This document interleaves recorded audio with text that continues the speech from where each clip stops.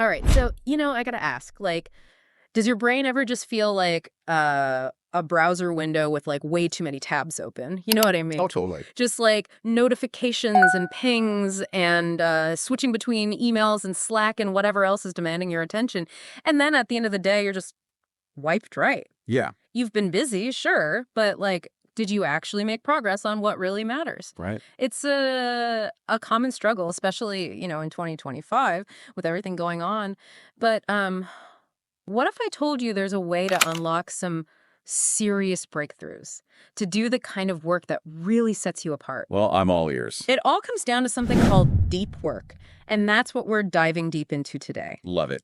It's the antidote to all those shallow distractions pulling us in a million directions. We're going to build your action plan, your 2025 blueprint for really mastering this. It's so needed, that feeling of being busy but not actually making any real headway.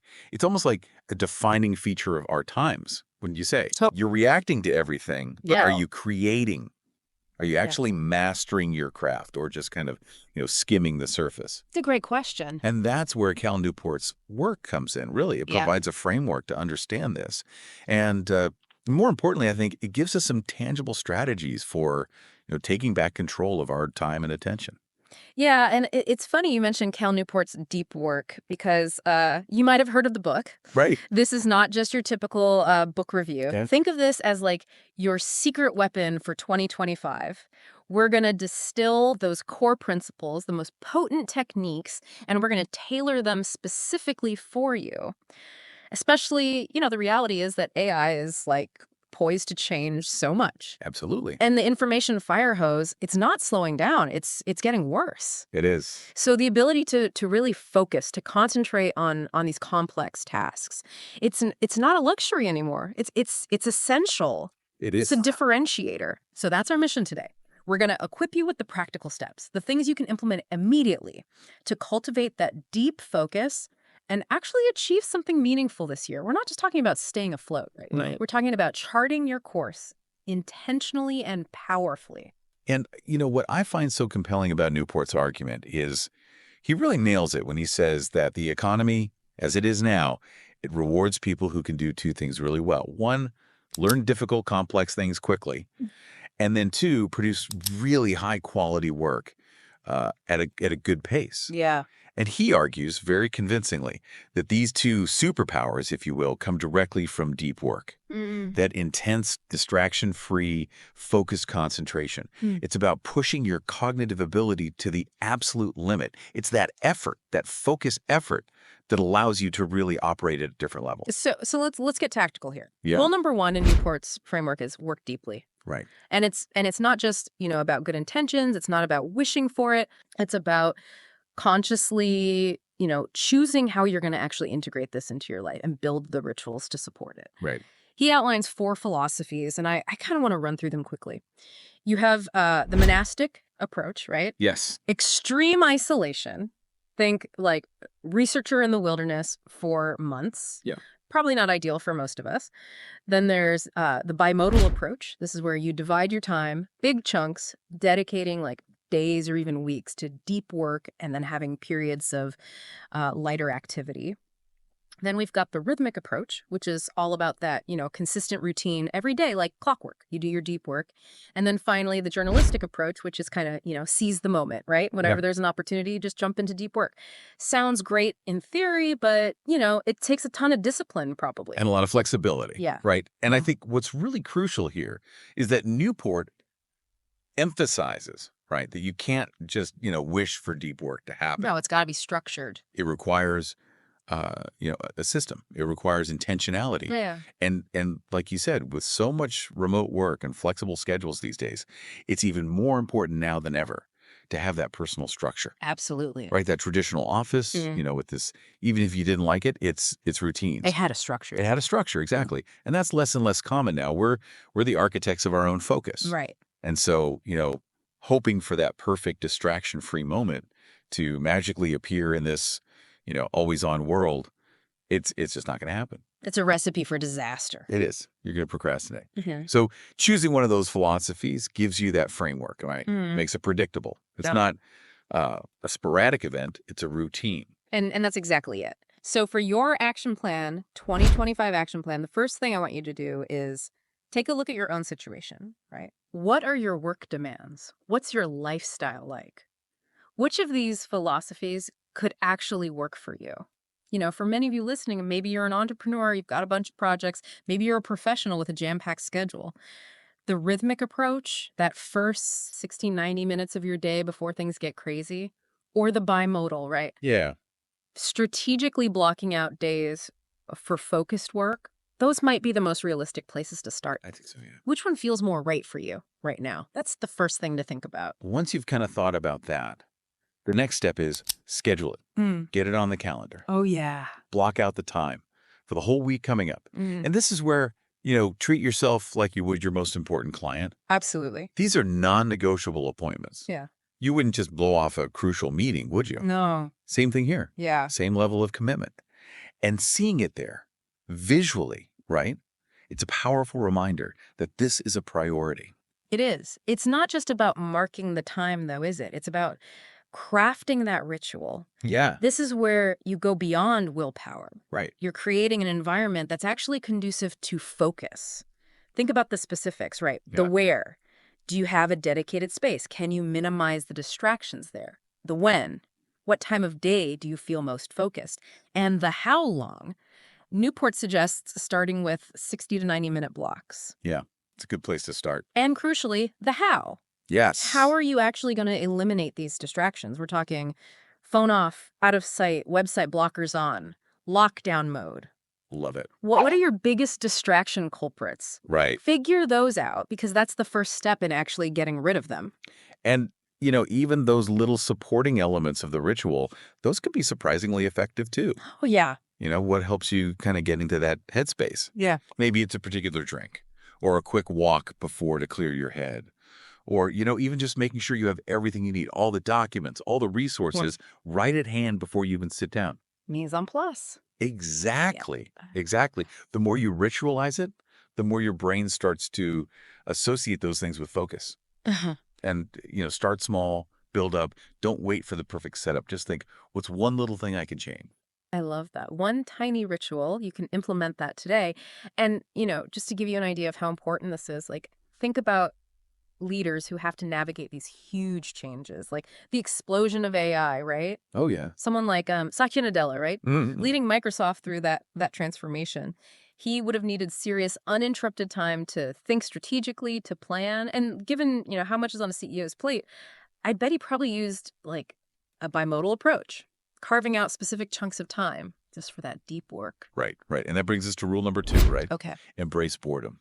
Oh. Train that concentration muscle. Okay, I like it. Newport argues that the ability to focus is not fixed. It's not just a trait. It's like a skill, right? Okay. Like any other skill, you don't use it, you lose it, you practice, you get better. It atrophies. Yeah, that is atrophies. And we live in a world of constant stimulation, instant gratification, novelty everywhere we look. Especially in 2025. Especially, yeah. It's like the peak of distraction. It is. Our phones are designed to be addictive. Social media feeds, they never end. Notifications, constant. It's like an assault on our attention spans. It is. So retraining our brains. Yeah. Not just to tolerate, but to embrace the quiet, That stillness. the stillness, to sit with one thought, to sit with one problem without immediately reaching for that dopamine hit. The phone, yeah. The phone. Yeah. That is essential. It's a muscle. It is. It's building that cognitive endurance. And look, it's not about becoming a hermit. Right. It's about being intentional, consciously choosing where you're directing your attention. Okay, so how do we actually train this focus muscle? Well, Newport has some practical techniques. One that's really effective is scheduling your distractions. Oh, interesting. So instead of constantly fighting that urge to check your email or look at social media, you say, okay, I'm going to give myself 15 minutes mid-morning, 20 minutes in the afternoon.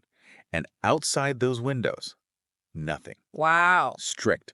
No unplanned connectivity. So it's about taking back control. Yes. You're dictating when you engage instead of, letting it dictate you.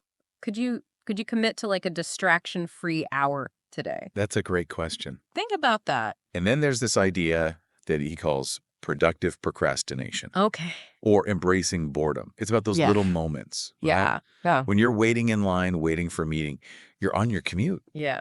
Instead of pulling out your phone, try resisting. Let your mind wander, Yeah. observe your surroundings. Be present. Yeah. Be present. He's saying that's actually training. It is. It's like training for your focus. Every time you resist that urge, Yeah. you're getting stronger. It's harder than it sounds, I bet. It is. Try it the next time you're waiting for something. What's that first moment today where you can try it? And then there's productive meditation, which this isn't about, emptying your mind completely. No. This is about while your body is occupied, but your mind is free, Yeah. Maybe you're walking, commuting, even showering. Yeah. You focus on a specific problem, a work problem. Yeah. Before you start, define it clearly. Yeah. What is the problem? What are the key aspects? Maybe even think, what's the next step I need to take? And of course, your mind's going to wander. Of course. It happens. But gently, firmly, bring it back. Redirected. Redirected. Yeah. It's amazing how effective this can be. It's those moments that we usually waste. And you're making progress on something challenging.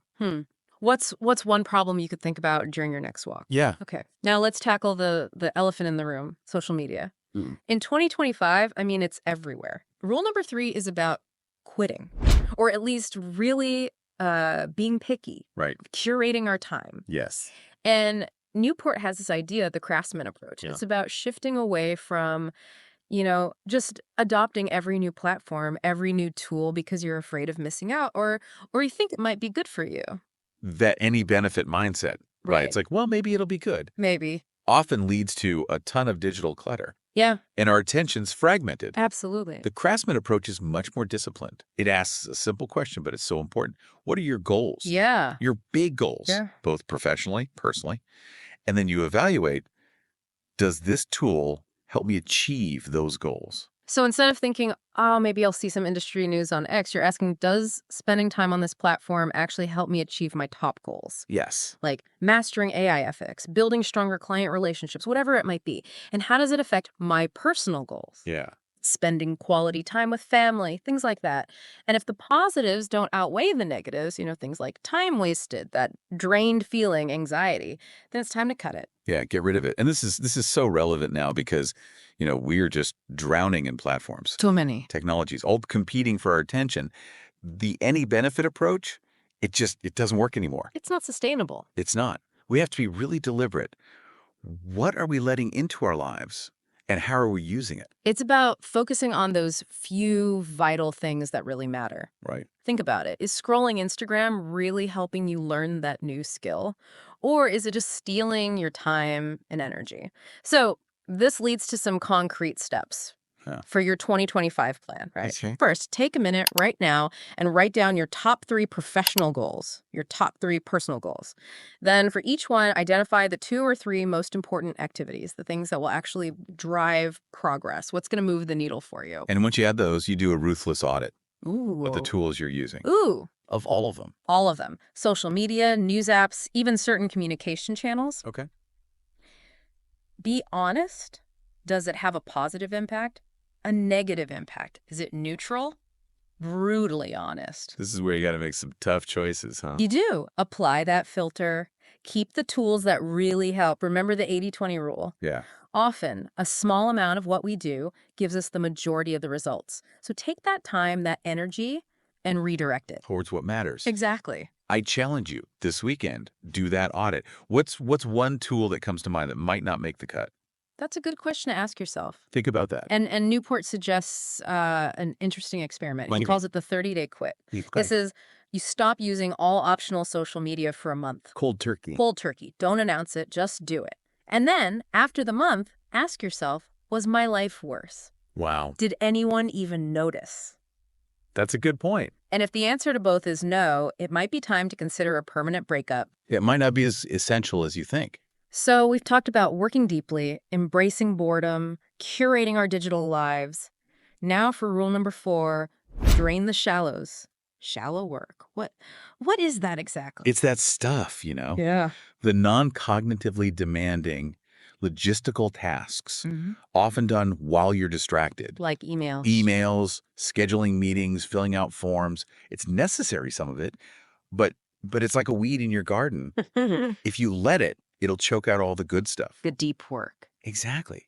And in 2025, with all the connectivity and remote work, this is even more of a problem.